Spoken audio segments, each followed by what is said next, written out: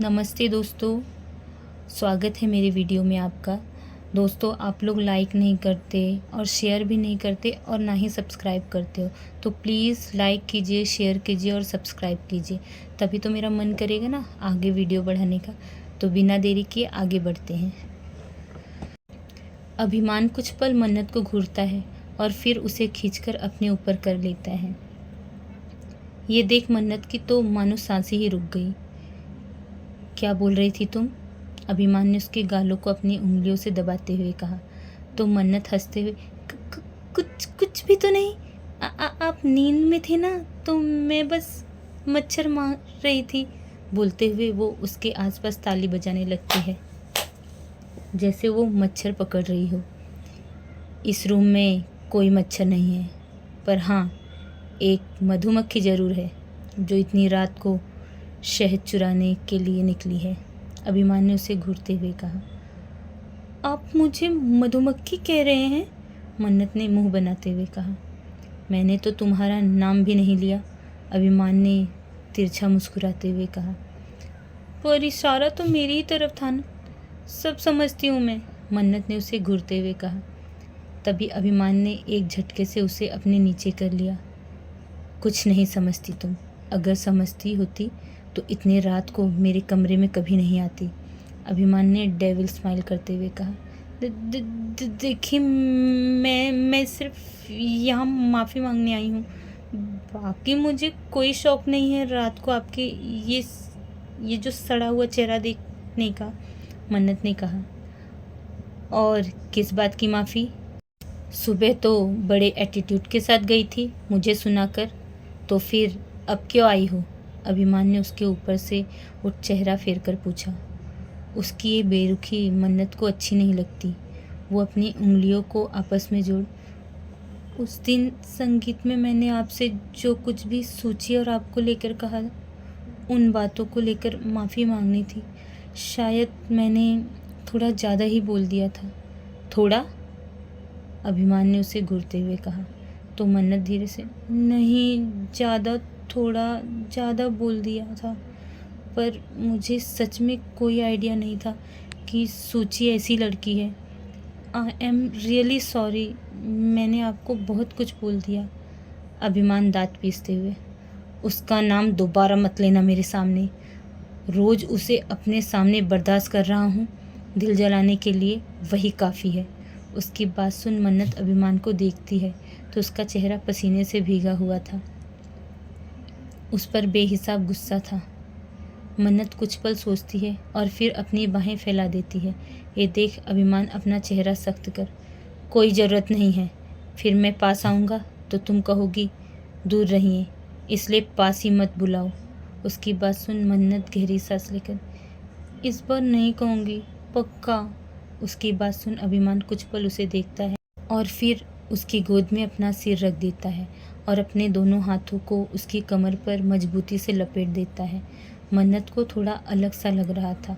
उसने अभिमान को अपने पास बुला तो लिया था, पर अब वो खुद ही अपनी सांसों को नहीं संभाल पा रही थी। पर फिर उसने ज़्यादा न सोचते हुए अभिमान के बालों में हाथ फेरना शुरू कर दिया। वही अभिमान उसकी कमर में अपना चेहरा छुपाए डेविल स्माइल करता है। Now you are cage my little one. अब तो तुम करीब आई हो, तो ज़िंदगी भर इस कैद से नहीं निकल पाओगी। वही अभिमन्यु उन दोनों को देखते हुए स्माइल करता है।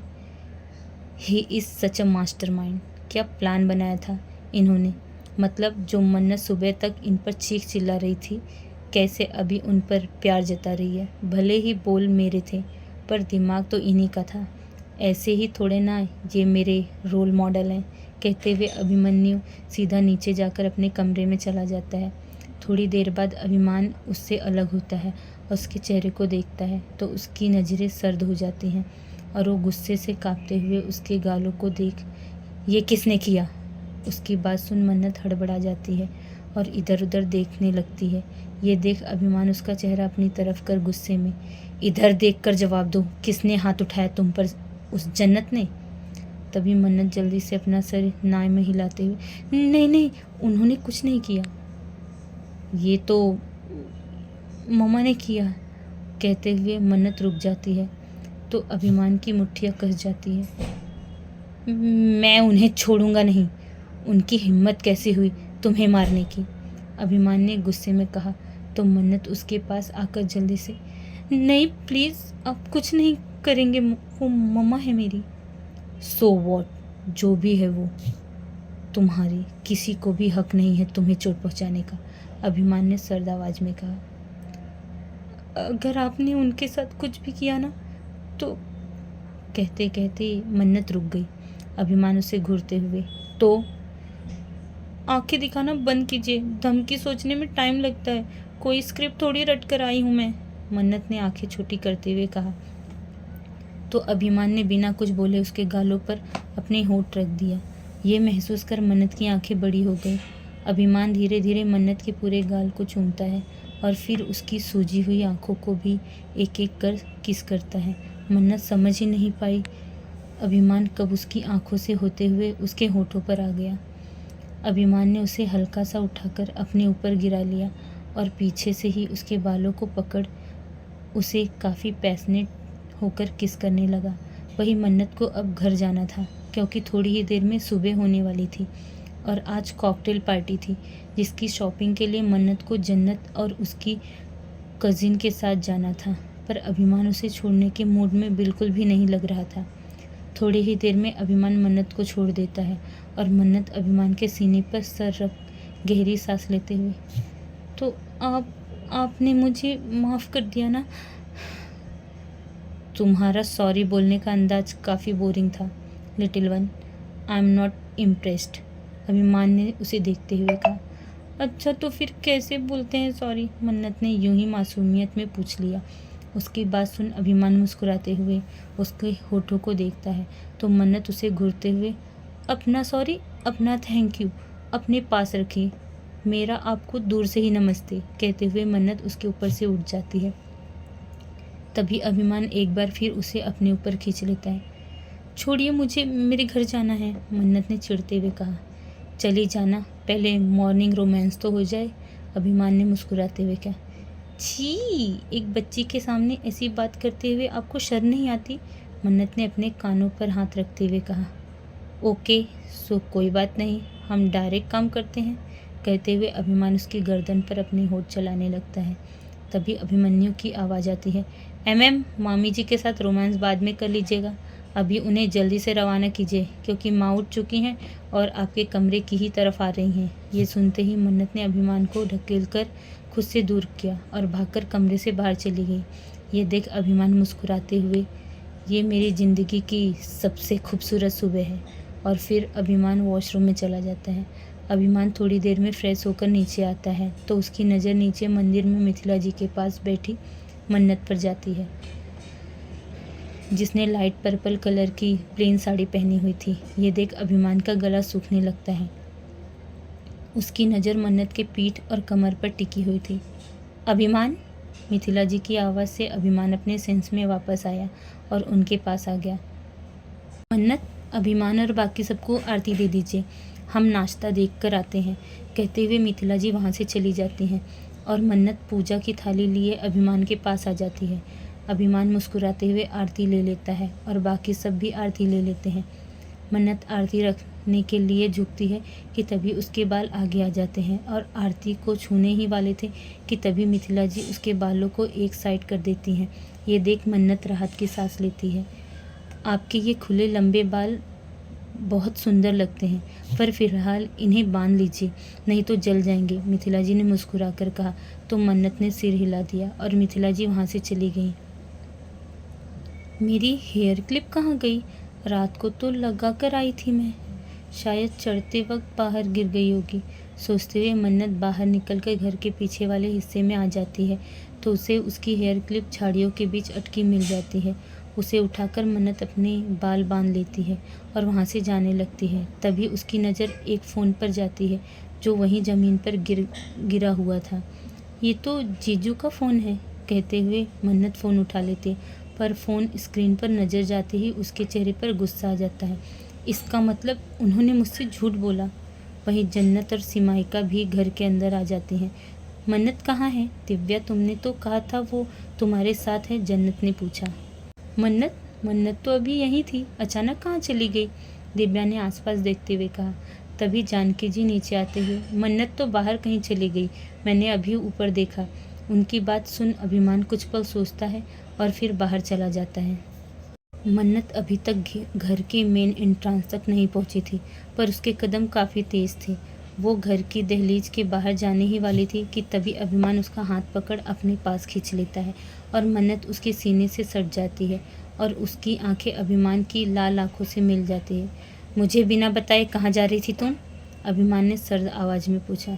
मैं कहीं भी जाऊं, आपको मतलब नहीं होना चाहिए, मन्नत ने उसे घूरते हुए कहा। तो अभिमान की नज़रें उस पर गहरी हो गई। इस तरह क्यों बोल रही हो, कुछ हुआ है क्या? अभिमान ने उसके चेहरे को थामते हुए पूछा। तो मन्नत गुस्से में उसे खुद से दूर ढकेल देती है। आपने मुझे झूठ बोला, मुझसे मेरी कमजोरी का फ़ायदा उठाया आपने। I hate you. आप बहुत बुरे हो। आप जानते थे कि मोहक का धोखा मेरे लिए कितना बड़ा दर्द है, पर फिर भी आपने सूची के बारे में झूठ बोला। मेरी फीलिंग्स, मेरे दर्द का मजाक बनाया आपने। मन्नत रोते हुए बोली। उसकी बात सुन अभिमान समझ गया कि मन्नत कौन से झूठ के बारे में बोल रही है। सूची ने कोई धोखा नहीं दिया आपको, झूठे हैं आप, झूठ बोला आपने, मन्नत ने गुस्से में कहा। हाँ, बोला मैंने झूठ, क्योंकि तुम सीधी तरह से मेरी बातें नहीं मान रही थी, इसलिए करना पड़ा मुझे। और वैसे भी तुमने कैसे मान लिया कि कोई मुझे धोखा दे सकता है? और मान लो दिया भी तो जिंदा हो सकता है, अभिमान ने बिना किसी एक्सप्रेशन के कहा। आपने फिर एक बार मुझे मजबूर किया, ऐसा खेल खेला कि मैं सब कुछ भूलकर आपके पास आ गई, मन्नत ने उसे घूरते हुए कहा। तो अभिमान के फेस पर डेविल स्माइल आ गई। ऑफ कोर्स लिटिल वन, प्यार जो करता हूँ तुमसे, और तुमसे दूरी मुझे बर्दाश्त नहीं। वो कहते हैं ना, everything is fair in love and war, अभिमान ने उसकी खुली कमर को सहलाते हुए कहा। वहीं उसकी ऐसी बातें से मन्नत गुस्से में तप रही थी, पर अभिमान उसकी पीठ पर अपने हाथ फेरते हुए फुल रोमांटिक मूड में, वैसे गुस्से में और भी हॉट लगती हो, ऊपर से ये साड़ी पहनकर जब तुम सामने आती हो ना, तो बस मन करता है कि तुम्हें। तभी मन्नत उसे खुद से दूर ढकेल कर, चुप, बिल्कुल चुप, अब जो भी करना है ना अपनी उस लुच्ची के साथ कीजिए जाकर, मन्नत ने चिल्लाकर कहा। तो अभिमान हंस दिया। मेरी तो बस एक तुम ही हो, बन जाओ ना मेरी घरवाली, सच कहता हूँ, पलकों पर बिठा कर रखूँगा तुम्हें, अभिमान ने उसके चेहरे पर झुक प्यार से कहा। आप समझते क्यों नहीं हैं, ये आपका प्यार नहीं है, जिद है। और जिस दिन मैं आपको मिल गई ना, तो आपका भी मुझसे मन भर जाएगा, जैसे मम्मा पापा का भर गया है। अरे मुझे तो मेरे घर वाले तक पसंद नहीं करते, बोझ हूँ मैं उनके लिए, फिर आपको क्या दिखा मुझ में, मन्नत ने नम आवाज़ में कहा। तो अभिमान ने उसे अपने सीने से लगा लिया और उसका सिर सहलाते हुए, श्श्श, पहले भी कह चुका हूँ, एक बार फिर कहता हूँ, दुनिया हो तुम मेरी, जिस दिन तुमसे मन भर गया ना, समझ लेना अभिमान सिंह रंधावा ने जीना छोड़ दिया। उसकी ऐसी बातें सुन मन्नत आगे कुछ बोल ही नहीं पाई। मुझे नहीं पता तुमसे अब तक किसने क्या कहा क्या नहीं, पर मेरी नज़र में तुम हमेशा फर्स्ट हो मन्नत, अभिमान ने उसके छोटे से चेहरे को अपने हाथों में भरते हुए कहा। तो मन्नत बस उसे देखती रह गई और फिर बिल्कुल अभिमान की तरह उसके चेहरे को थामा। आप बहुत अच्छे हैं अभिमान, और मैं आपके प्यार की कद्र भी करती हूँ, पर शायद मैं उसकी हकदार नहीं हूँ। बचपन से लेकर आज तक सिर्फ एक ही शख्स से प्यार किया है। हाँ, उसने मुझे धोखा दे दिया, मैंने उसे खुद से बहुत दूर कर दिया, पर उसका प्यार भुलाना मेरे लिए आसान नहीं है। मैं आज भी पूरी शिद्दत से उसे ही चाहती हूँ, इसलिए मुझे माफ़ कर दीजिए, मैं आपको नहीं अपना सकती, मन्नत ने रोते हुए कहा। वहीं उसकी बात सुन अभिमान का फेस बिल्कुल डार्क हो चुका था। मन्नत के मुंह से किसी और के लिए लव कन्फेशन सुन अभिमान बुरी तरह जल रहा था। तभी सिक्योरिटी गार्ड ने आकर गेट खोल दिए। ये देख मन्नत उससे दूर हो गई और फ़ौरन भागते हुए वहाँ से चली गई। तुम मुझे रिजेक्ट नहीं कर सकती, कोई मुझे रिजेक्ट नहीं कर सकता। आई डोंट केयर तुम किससे प्यार करती हो, फ़र्क सिर्फ इससे पड़ता है कि मैं तुमसे प्यार करता हूँ। ये शादी तो होकर रहेगी लिटिल वन, अभिमान ने तिरछा मुस्कुराते हुए कहा। वही मन्नत घर पहुंचती है तो उसकी नज़र सोफे पर बैठी ध्वनि जी पर जाती है, जो अपना हाथ पकड़े रो रही थी। उनका हाथ बुरी तरह जल गया था और उस पर बड़े बड़े छाले पड़ गए थे। ये देख मन्नत की आंखें बड़ी हो जाती हैं और वो भागकर उनके पास जाती है। ओ गॉड मम्मा, मम्मा ये कैसे हुआ? मन्नत ने उनके जले हाथ को देखते हुए कहा। पता नहीं, किसी ने बाहर की खिड़की में एसिड की बोतल रख दी और ये सुबह उठकर पर्दे खोलने गई तो उनके हाथ पर सारा एसिड गिर गया और तब से बस रोई जा रही है। डॉक्टर बुलाया है, थोड़ी देर में आता होगा, गिरीश जी ने सर्द आवाज में जवाब दिया। तो मन्नत उनके हाथ पर हल्का हल्का फूंकने लगी। आप यहाँ क्या कर रही हैं? आपको भी जन्नत के साथ शॉपिंग करनी चाहिए थी ना? गिरीश जी ने पूछा। तो मन्नत ने बिना उन्हें देखे, हमारा मन नहीं था पापा, और वैसे भी ये शॉपिंग वॉपिंग मुझे बहुत बिल्कुल पसंद नहीं।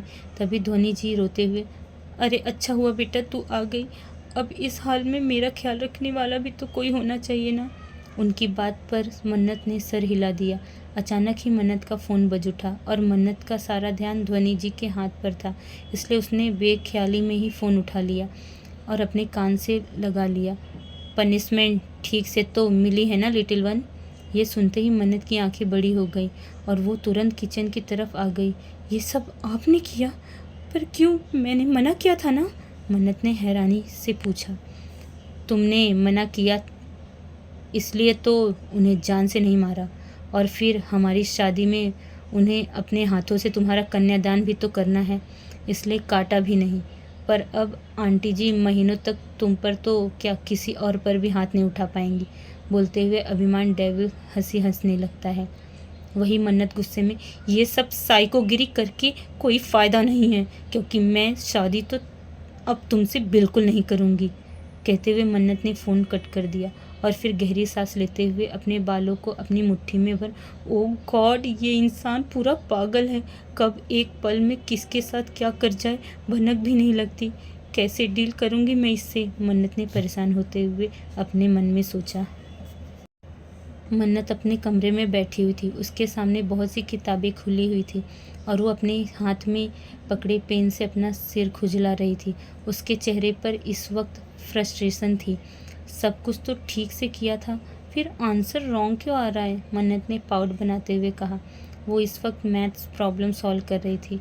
भाड़ में जाए आंसर, मुझसे ये प्रॉब्लम सॉल्व क्यों नहीं होती? मन्नत ने मुंह बनाते हुए कहा।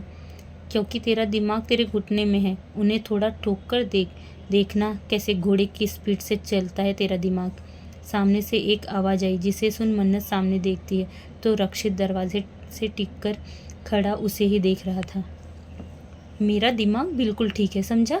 कहते हुए वह मन्नत उसके मुंह पर पिलो फेंक कर मारती है तो रक्षित हंसते हुए उसे हाथ में कैच कर लेता है। टॉपर हूँ मैं, बस ये मैथ्स देखकर ना मेरी जान सूखती है, मन्नत ने उसे घूरते हुए कहा। अच्छा वो सब छोड़, मैं तेरे लिए गुड न्यूज़ लाया हूँ, रक्षित ने उसके पास आकर कहा। तो मन्नत उसका हाथ पकड़ अपने पास बिठाते हुए, तो जल्दी बोलना, वैसे भी आज सब कुछ बैड ही हो रहा है, कुछ तो गुड सुनूं। तुझे शो का ऑफ़र आया है, और पूछ किसने किया है? रक्षित ने मुस्कुराते हुए कहा। किसने किया है? मन्नत ने पूछा। ASR ने, तुझे उनकी शादी में शो करना है, उन्होंने शहजादी को इनवाइट किया है, रक्षित ने खुशी से कहा। तो मन्नत की आंखें बड़ी हो गई। क्या हुआ, तुझे खुशी नहीं हुई?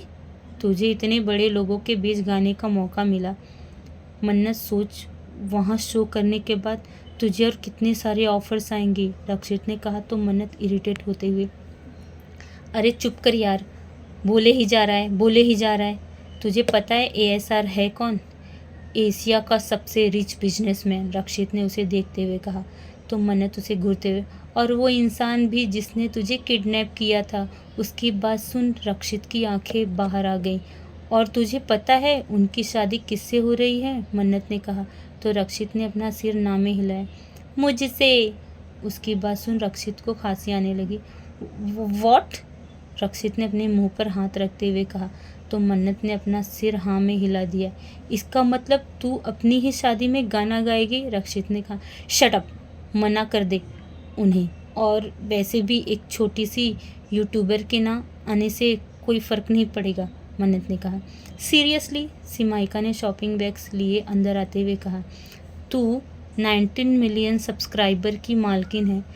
अपने आप को छोटा बोल भी कैसे सकती है तू? ये सुनते ही मन्नत और रक्षित राहत की सांस लेते हैं, क्योंकि सीमाहिका ने कुछ नहीं सुना था। ये सब बातें घर पर करने को मना किया था ना मैंने, मन्नत ने उसे घूरते हुए कहा। अच्छा ठीक है बाबा, नहीं बोलती। ये ले तेरे कपड़े, मैंने पसंद किए हैं, तेरे टाइप के हैं, कहकर सीमाहिका बैग्स रख कर वहाँ से चली जाती है। तू भी निकल, थोड़ी देर में मिलती हूँ तेरे से। और हाँ, उन्हें ध्यान से मना कर देना, एंड मोमेंट पर मुझे कोई टंडा नहीं चाहिए, मन्नत ने अपनी किताबें समेटते हुए कहा। तो रक्षित सर हिलाते हुए कमरे से बाहर चला गया। वहीं दूसरी तरफ बजाज हाउस में मिथिला जी ने शादी के जोड़े मंगवा लिए थे, बस अब इन्हें मन्नत और जन्नत को देना था, इसलिए वो सब कोठारी निवास जा रहे थे। ये काम कोई और भी तो कर सकता है ना माँ, हम सबको जाने की क्या ज़रूरत है, अभिमन्यु ने कहा। मुझे अब तक मन्नत की हाँ नहीं मिली है, और अभिमान है कि बात समझने को तैयार नहीं है, इसलिए बस एक बार इन दोनों से साथ में बात करनी है मुझे, ताकि बाद में कोई नया सियापा ना हो, मिथिला जी ने कहा। तो अभिमन्यु ने सिर हिला दिया। अभिमान भी वहाँ पर आ जाता है और सबको देखते हुए, चले पर पहले एक बार मन्नत को फ़ोन करके इन्फॉर्म कर दे, ताकि इस बार वो हमें घर पर ही मिले। और हाँ, पर स्पीकर पर रखना फ़ोन, ताकि तू उससे लड़ ना पाए, मिथिला जी ने कहा। तो अभिमान ने आई रोल करते हुए नंबर डायल कर दिया। वही मन्नत सीमाहिका के लाए कपड़े पहनकर देख रही थी, और फिलहाल वो अपने गाउन की जिप बंद करने की कोशिश कर रही थी, पर उसके हाथ काफ़ी छोटे थे, इसलिए उससे हो नहीं पा रहा था। अचानक ही उसका फ़ोन रिंग करता है, तो मन्नत गुस्से में बिना देखे आंसर बटन दबा देती है और वापस जिप को बंद करने की ट्राई करते हुए, हाँ कौन बोल रहा है? वही अभिमान बिना भाव के, मैं बोल रहा हूँ। उसकी बात सुन मन्नत इरिटेट होते हुए, अबे कहाँ का चौधरी लगता है तू, और अगर तेरा नाम मैं है ना तो माफ़ करना, मैं किसी बकरे को नहीं जानती। अब अगर दोबारा फ़ोन किया ना तो घर आकर हलाल कर दूंगी तुझे, कहते हुए मन्नत फ़ोन कट कर देती है। उसके फ़ोन रखते ही सभी लोग हंसने लगते हैं, क्योंकि फ़ोन स्पीकर पर होने की वजह से सभी ने मन्नत का जवाब सुन लिया था। बकरा, दिव्या ने हंसते हुए अभिमन्यु को हाई फाई दी। मिथिला जी, जानकी जी, यहाँ तक कि गंगा जी भी खुद को हंसने से रोक नहीं पाई। वही अभिमान उन सभी को घूरता है तो सब लोग अपनी हंसी कंट्रोल कर लेते हैं। इस लड़की को तो थोड़ी सी भी अक्ल नहीं है, अभिमान ने गुस्से में अपने मन में सोचा। फ़ोन कर दिया, अब चलिए, कहते हुए अभिमान बाहर चला गया और बाकी लोग भी गाड़ियों में बैठ कोठारी निवास के लिए निकल गए। थोड़ी ही देर में कम से कम 10 गाड़ियां घर के आगे आकर रुकती हैं, और सबसे आगे वाली ब्लैक कार से अभिमान और अभिमन्यु निकलते हैं और सभी के साथ अंदर आ जाते हैं। उन्हें देख ध्वनि जी हैरानी से उनके पास चली आती हैं। आप सब इस वक्त? कुछ काम था तो हमें बुला लिया होता, ध्वनि जी ने कहा। शादी का जोड़ा लेकर आए हैं जन्नत और मन्नत के लिए, मिथिला जी ने कहा। तो ध्वनि जी के चेहरे पर शिकन आ गई। आप लोग अंदर आइए ना, बैठिए, ध्वनि जी ने मुस्कुराते हुए कहा। तो सर्वेंट्स अंदर जाकर थाल टेबल पर रख देते हैं, और दोनों ही जोड़े काफ़ी महंगे दिखाई दे रहे थे। एक गहरे लाल रंग का था तो दूसरा मरून कलर का। ये लहंगे तो काफ़ी महंगे लगते हैं, इनका क्या ज़रूरत था, ध्वनि जी ने कहा। अब शादी में हमारे क्लास के बड़े बड़े लोग आएंगे, और उनके सामने मेरी दुल्हन सस्ती सी सूती पट साड़ी पहनकर तो नहीं बैठ सकती ना, इसलिए मैंने खुद ही शादी की ड्रेस ऑर्गेनाइज़ की। जानता हूँ आपकी औकात से तो बहुत बाहर है ये, पर फिर भी इतना तो कर ही सकता हूँ मैं अपनी होने वाली वाइफ के लिए, अभिमान ने डेविल स्माइल करते हुए कहा। उसकी बात सुन मिथिला जी उसे देखती हैं। जिस तरह लेकर आए हैं ना, उसी तरह लेकर वापस लौट जाइए अपनी करोड़ों की ड्रेस, सामने की सीढ़ियों से आती हुई मन्नत ने कहा। तो अभिमान उसे घूरता है। जैसी बात हुई थी, शादी सिर्फ एक होगी, दीदी और जीजू की, इसके अलावा कोई और शादी नहीं होगी, इसलिए इस जोड़े की कोई ज़रूरत नहीं है, कहते हुए मन्नत उनमें से मरून कलर का लहंगा उठा लेती है और उसे उठाकर ज़मीन पर फेंक देती है। मन्नत, अभिमान चिल्लाते हुए खड़ा होता है। चिल्लाइए मत, मन्नत ने उससे भी तेज चिल्लाकर कहा। तो सभी लोग खड़े हो गए और ध्वनि जी ने अपने सिर पर हाथ रख लिया, क्योंकि इस वक्त जन्नत और गिरीश जी भी घर पर नहीं थे मन्नत को समझा पाते। हिम्मत कैसे हुई आपकी मेरी माँ की औकात पर जाने की, इस तरह करेंगे आप शादी, हमारी बेइज्जती करके? अरे मन्नत छीनी नहीं, मांगी जाती है, और ये मन्नत आपकी कभी नहीं हो सकती, इसलिए दफ़ा हो जाइए यहाँ से, क्योंकि आपकी औकात मेरी नज़रों में अब बहुत नीचे गिर चुकी है, मन्नत ने चिल्लाते हुए कहा। तो अभिमान ने उसका हाथ पकड़ लिया। उसका शरीर गुस्से में काँप रहा था और उसके चेहरे की नसें उभर आई थी। अभिमान दाँत पीसते हुए, बहुत बोल लिया तुमने लिटिल वन, और अपनी औकात से बहुत ज़्यादा बोल लिया। तुमने प्यार से समझा रहा था तो तुमने मुझे बेवकूफ़ समझ लिया है ना? कहते हुए अभिमान मन्नत के बालों को कसकर अपनी मुट्ठी में भर लेता है और मन्नत के मुंह से एक आह निकल जाती है। अभिमान छोड़ो उसे, मिथिला जी ने कहा, पर अभिमान उसके बालों को और कसकर पकड़ते हुए, मुझे मेरी औकात दिखा रही थी ना तुम, अब मैं तुम्हें दिखाऊंगा तुम्हारी औकात, कहते हुए अभिमान उसे घसीटते हुए वहाँ से ले जाने लगता है। अभिमान ये क्या कर रहे हो तुम, छोड़ो उसे, मिथिला जी ने उसके पीछे आते हुए कहा।